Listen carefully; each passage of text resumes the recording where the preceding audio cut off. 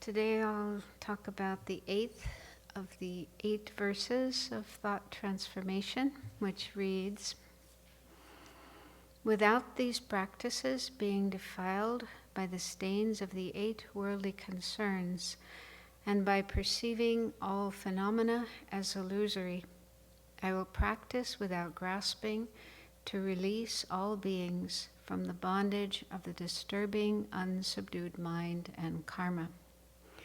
There's a lot packed into that verse, and I won't try to cover it all today. I'll talk about some of the points and then leave the others for another talk. So the first line talks about the 8 worldly concerns.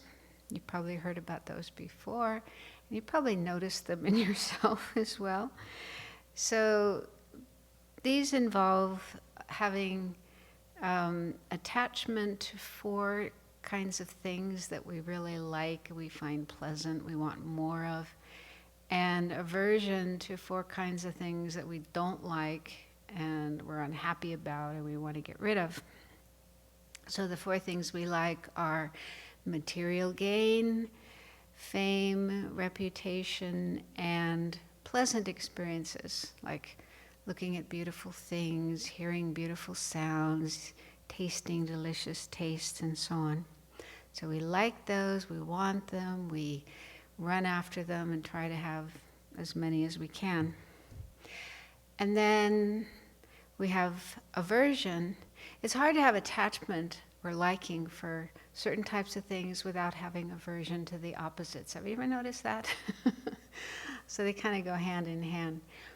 So then we have aversion to the 4 opposite things, which are loss or not getting what we want.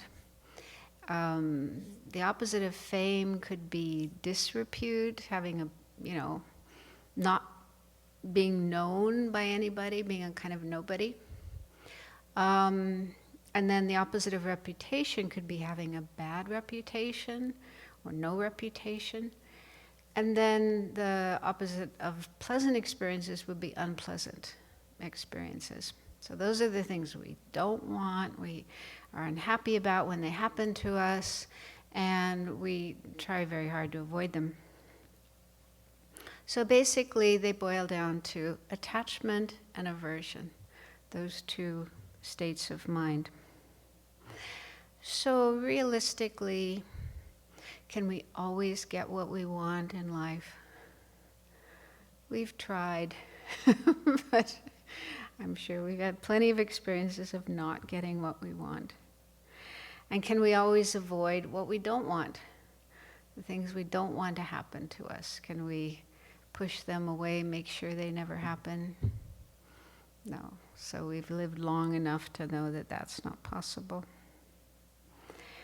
And so if our mind is caught up in, influenced by these 8 worldly concerns, then we're bound to be disappointed and have unpleasant experiences.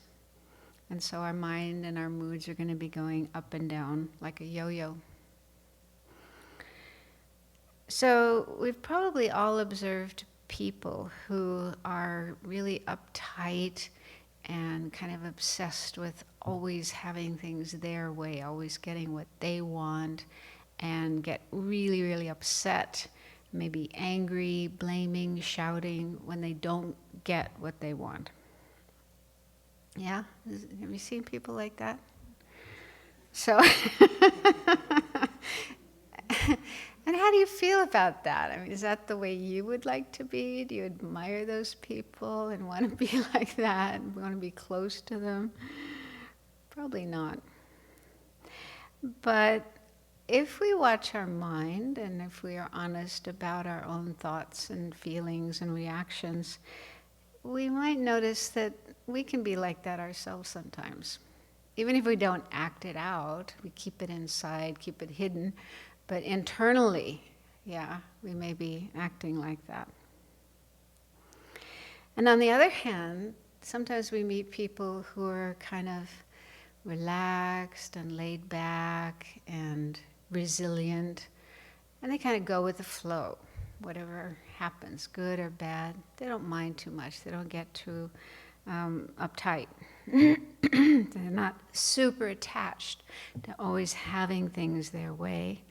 And also maybe they're not so self-absorbed, because these 8 worldly concerns are very much about me, big fat me.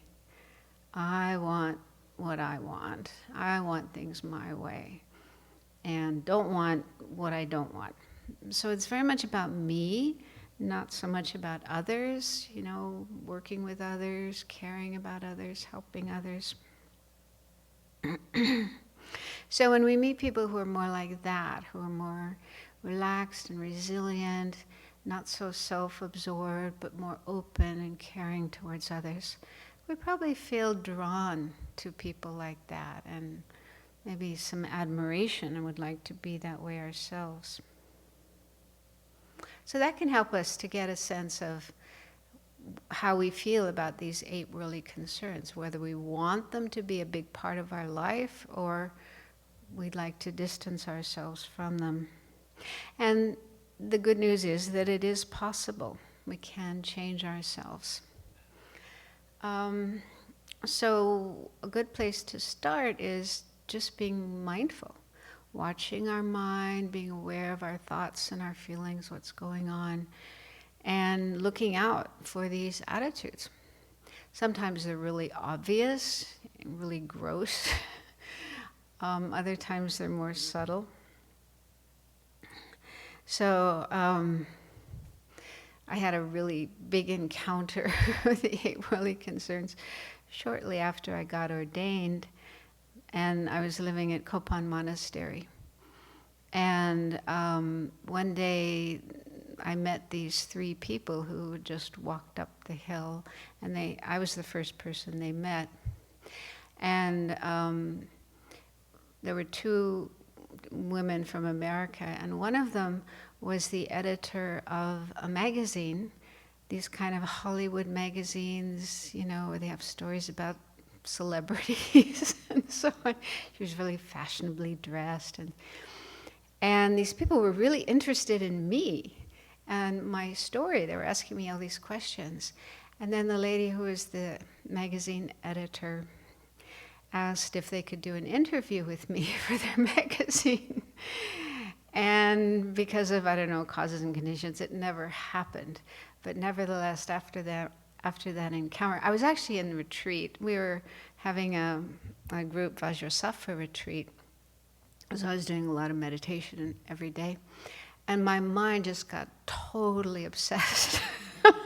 I couldn't stop thinking about a magazine article about me with my picture with these cool looking clothes, and the story about my story, millions of people reading it. It was just, I knew it was the 8 worldly dharmas, and I had just done a meditation course with Lama Zopa Rinpoche where he talked about the 8 worldly dharmas every day, day after day after day. So it was really drummed into me. So it was obvious that was what was going on.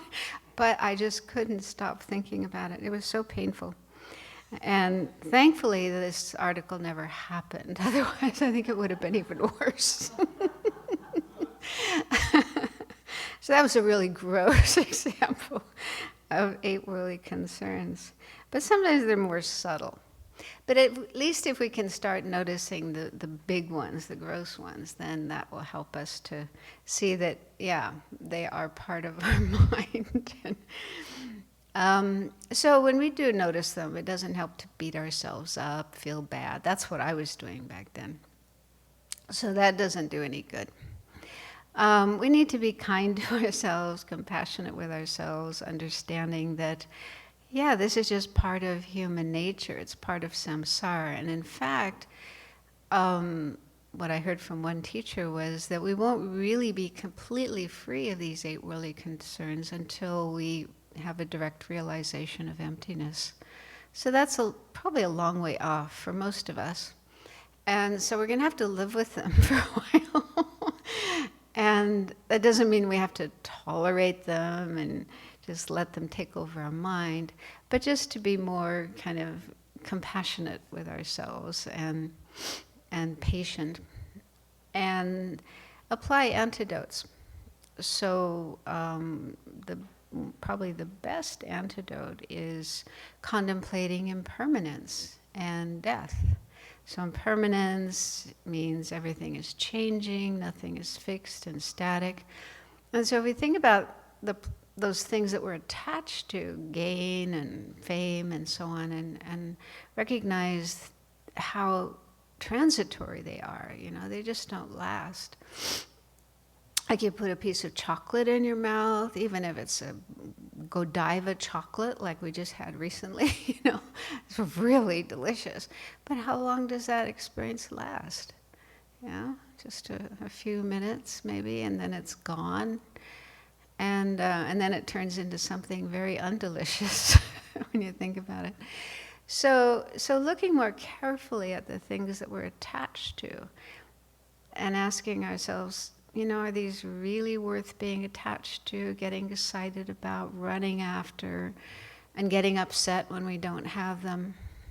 So taking a closer look, and that should help us recognize that, they're not really that fantastic and satisfying. And there's much more satisfying things like spiritual practice, working on our mind, becoming more loving and compassionate, altruistic, caring for others, and just finding more peace in meditation rather than running after things outside of ourselves.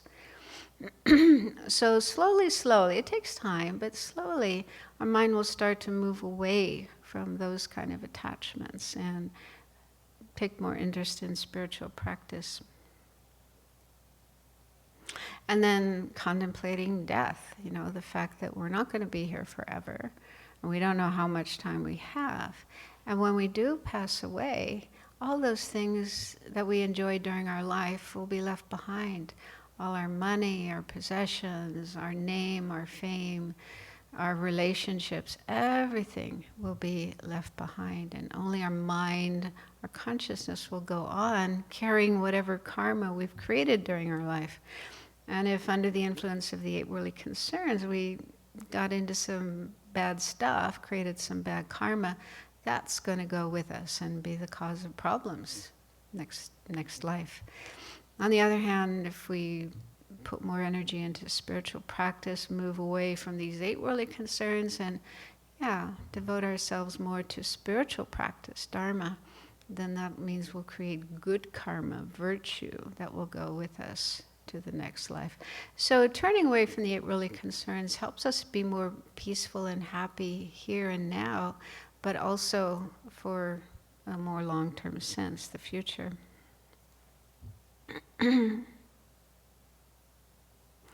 So the Buddha, in one sutra, described how a wise and mindful person regards the 8 worldly concerns. The wise and mindful person knows them and sees that they are subject to change.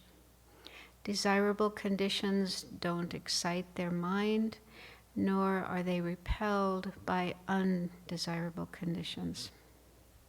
So if that sounds like the way you'd like to be, more balanced, more equanimous, more peaceful, able to deal in a wise and mindful way with the ups and downs of life, then see that as something to work towards. And also in terms of our spiritual practice, that's what this verse is talking about. We have to be careful to not let these 8 worldly concerns creep into our motivation for practicing Dharma, learning the Dharma, meditating on it, practicing and so on. Because then our Dharma practice doesn't become as pure and genuine as we should make it. So, look out for these in your mind when you notice them. Know that they are unhelpful, they lead to problems here and now, but also in a more long-term sense, and they pollute our Dharma practice. And know that there are antidotes that we can work on to decrease our involvement in these 8 worldly concerns.